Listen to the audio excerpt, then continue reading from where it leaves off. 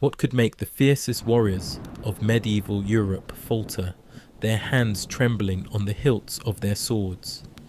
What unseen terror could reduce the mighty Norse raiders, men who carved fear into the hearts of kings from Dublin to Baghdad, to hushed, fearful murmurs around their campfires?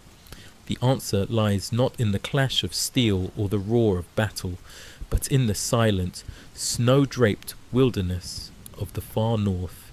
Here, in a forgotten chapter of the Viking Age, a mysterious people thrived, so elusive and cunning that they became the stuff of Norse nightmares.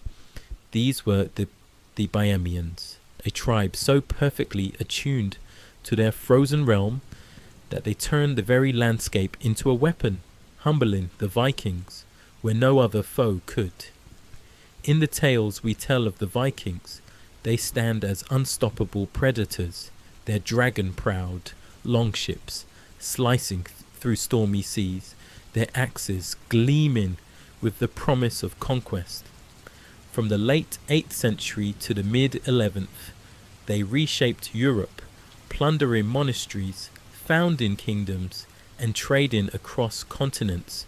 Yet, in the vast frost-bound forests of what is now northern Finland, northwestern Russia, and the Kola Peninsula, they met their match. The Biamians, a people shrouded in mystery, didn't just resist the Vikings, they made them fear the shadows. This is their story, a saga of survival, cunning, and a clash of worlds that echoes through the ages. To understand the Bayamians' triumph, we must first step into the boots of a Viking warrior.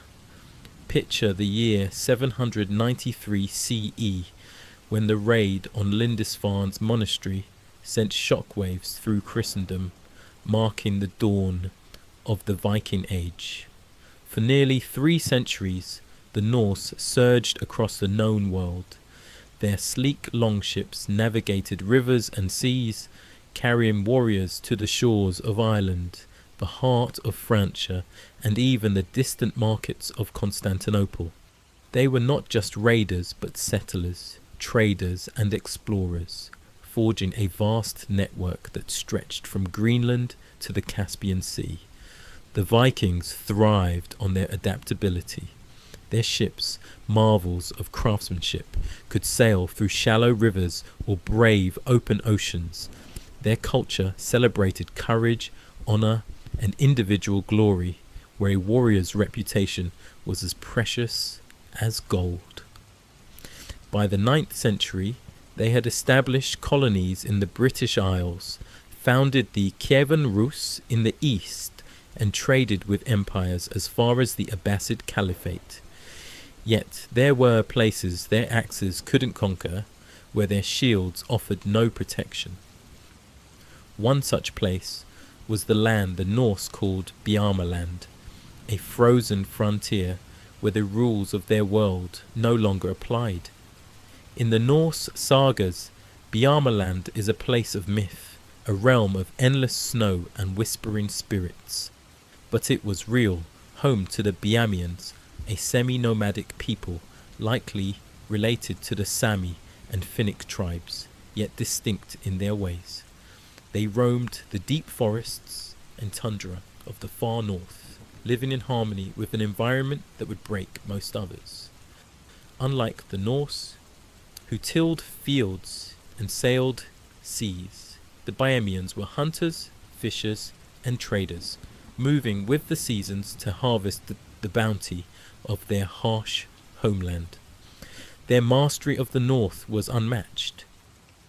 Archaeological evidence paints a vivid picture: skis and snowshoes crafted for speed and stealth, furs layered for warmth in sub-zero cold, and portable shelters that could be built or dismantled in hours. Imagine a Viking raised in the mild coastal fjords of Norway, stepping into a Bayamian forest in midwinter. The silence is oppressive, the snow swallows sound, and the air bites like a blade. To the Bayamians, this was home. They glided across snowfields on skis, their sleds laden with goods, while the Vikings floundered, their heavy boots sinking into drifts. "They move as if the snow itself carries them," wrote an Arab traveller, Ibrahim ibn Ahmad, who joined Norse traders in 920 CE. "Their feet are bound with boards that defy the deep snow, and their sleds slide where our horses perish." These boards were skis, refined over centuries to navigate forests and open tundra. The Biamians' clothing, reindeer pelts for bitter cold, seal skins for wet winters, outmatched the Norse's woolen cloaks.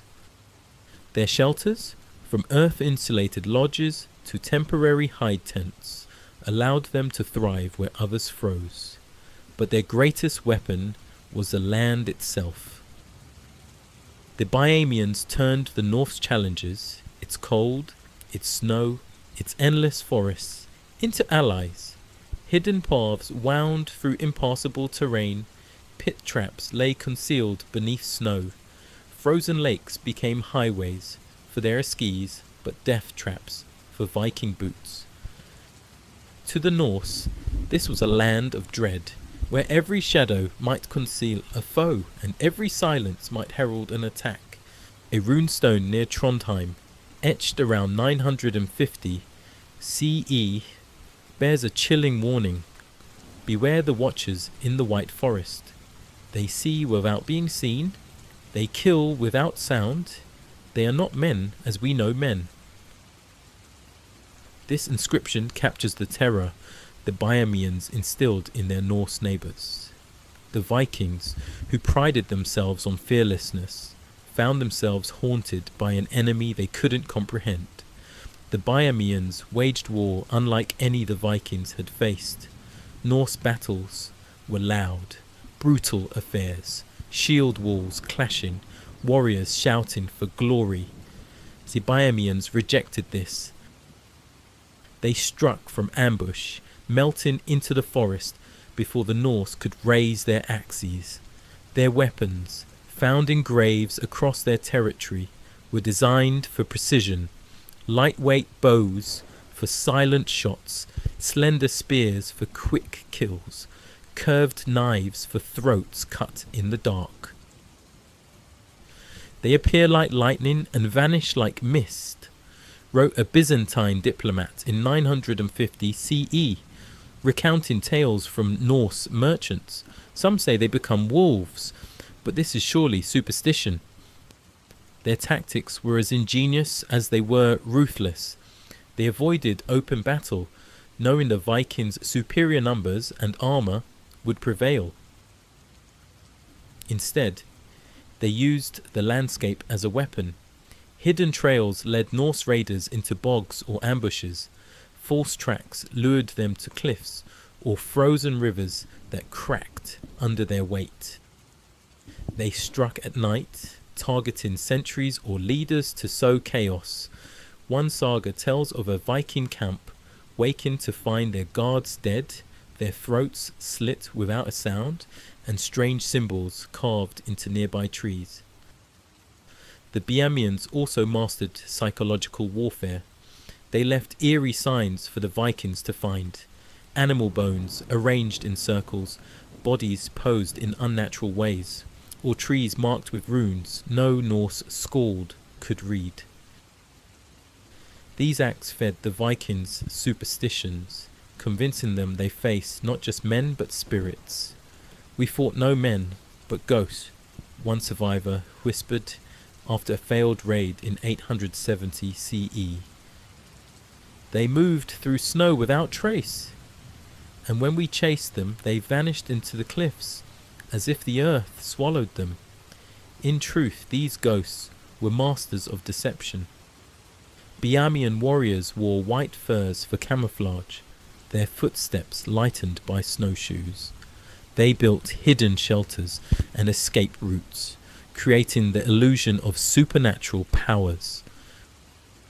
By targeting Viking leaders and scouts, they ensured maximum disruption with minimal risk.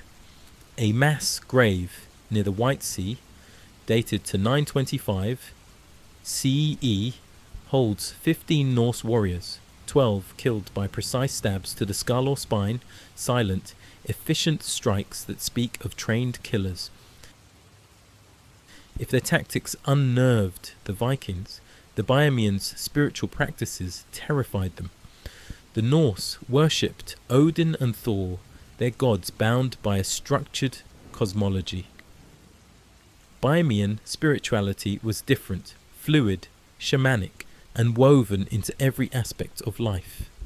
Their shamans, often women, wore masks of bark and bone, beat drums painted with strange symbols, and led rituals that sent participants into trances. They become beasts, a missionary named Thangbrand wrote in 997 CE, howling like wolves, their bodies twitching as if possessed. Archaeological finds support these accounts, ceremonial drums, animal masks, and sculptures showing human-animal transformations. The Biamians practice mummification, preserving their dead with smoke and resins, keeping them in sacred lodges as spiritual guardians. To the Vikings, this was horrifying, a violation of the boundary between life and death. One saga describes a Viking scout stumbling upon a Bayamian ritual. Their shaman wore a bear's skull, its eyes gleaming in the firelight. They danced until they fell, foaming at the mouth, as if their souls had left their bodies. These rituals weren't just spiritual, they were weapons. The Bayamians staged supernatural encounters to exploit Norse fears. Carved spirit posts lined their borders, their faces half human, half beast. One account tells of a Viking party finding their missing scouts in a clearing, their eyes removed, surrounded by wolf tracks that led nowhere. Modern analysis suggests these were staged ambushes, the tracks crafted to mislead, the eyes taken to suggest a curse. This Bayamian dread broke even seasoned warriors who fled rather than face an enemy they believed wielded dark magic. Yet for all their terror, the Bayamians were not just warriors, they were traders. Their land was rich with treasures that dazzled the medieval world. Arctic fox and sable furs, softer than silk and worth more than gold. Walrus, ivory, carved into ornaments. Amber, glowing with trapped insects. And falcons, prized by emperors. From Bayamaland comes wealth beyond measure, wrote Ahmad ibn Fadlan in 922 CE. Furs that kings covet, medicines that heal, and talismans whispered to hold great power. The Vikings craved these goods but struggled to control their trade. The Bayamians, masters of their territory, dictated terms. They met Norse merchants at border markets, under sacred truces enforced by shamans and priests.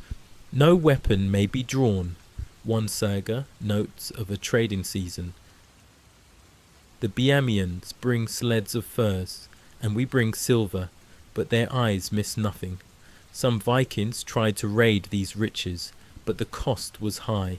One saga recounts a raid in 995 CE, led by King Olaf Tryggvason, targeting a Bayamian storehouse. His men seized furs and ivory, only to be ambushed on their return, losing all but 8 survivors to arrows from unseen foes. This economic dance, part trade, part conflict, shaped their relationship. The Bayamians held the upper hand, their resistance ensuring they remained gatekeepers of the North's wealth. Perhaps the most shocking aspect for the Vikings was the role of Bayamian women. In Norse society, women could own property or divorce, but warfare and leadership were male domains. The Biamians defied this. Their women led as shamans, chieftains and warriors, wielding bows and commanding warbands. A saga describes a female leader, her white hair gleaming, felling a Viking chief with an arrow through his eye. She led as if born to it, the account marvels, her warriors vanishing at her signal. Archaeological evidence supports this. Female graves contain shamanic drums, hunting bows, and divination tools, buried with the same honour as men. These women challenged Viking norms, forcing Norse men to confront female power that didn't fit their worldview. Some dismissed them as witches, but over time, their influence crept into Norse tales. Later, sagas depict shield maidens and valkyries as more human, blending martial skill and spiritual power, echoes of the Bayamian women they met. The clash of these worlds culminated in 1026 CE in a battle the sagas call the Sleeping Fires. King Olaf II of Norway, a Christian convert, sought to conquer Biamiland, driven by faith and greed. With 15 ships and 500 warriors, he sailed to the White Sea, establishing a base and raiding inland. The Biamians, warned by scouts, vanished, leaving empty villages with warm hearths, a trap. Olaf's men followed the northern Divina River to Lake Canero, a sacred Biamian site. There they saw an island settlement, its roofs gleaming like gold. But it was a ruse, decoy structures built to lure them in. As the Vikings landed, flaming arrows rained from hidden positions, coated with a resin that burned even on water. Warriors emerged from concealed tunnels, cutting down the Norse. Trees felled across the river blocked their escape. Then, at dawn, a toxic mist, likely sulfur dioxide from burning local deposits, swept over the lake, choking the Vikings. Only 2 ships escaped, with Olaf among the survivors, coughing blood for days. The defeat shattered Norse ambitions in Biamiland. Never again did they launch such a campaign, and the Bayamian dread became legend. By the 12th century, the world was changing. Christianity and the Hanseatic League reshaped the north. Viking raids gave way to trade, and Biamian ambushes faded into negotiated markets. Both cultures faced new threats: Novgorod's expansion, Russian orthodoxy, and territorial loss. Some Bayamians adopted Christianity, others merged with Sami or Finnic groups, their distinct identity fading. By the 14th century, their songs and paths were nearly forgotten, preserved only in folklore and the syncretic cultures of the north. The Vikings, too, became part of Europe's medieval order, their dragon ships replaced by merchant cogs. Yet the Biamian legacy lingered in the motifs of northern art, the tactics of later warriors, and the tales of witch women who haunted Norse dreams. The Biamians never conquered Viking lands or sailed to raid their halls. Their victory was subtler. They made Biamiland a place of dread where even the boldest Vikings hesitated. Through mastery of their environment, cunning warfare, and a culture that defied Norse norms, they preserved their way of life against a relentless foe.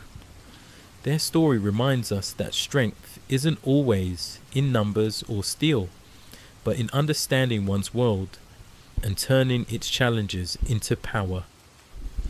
In the white forests, the watchers still linger in memory, silent, unseen, and eternal.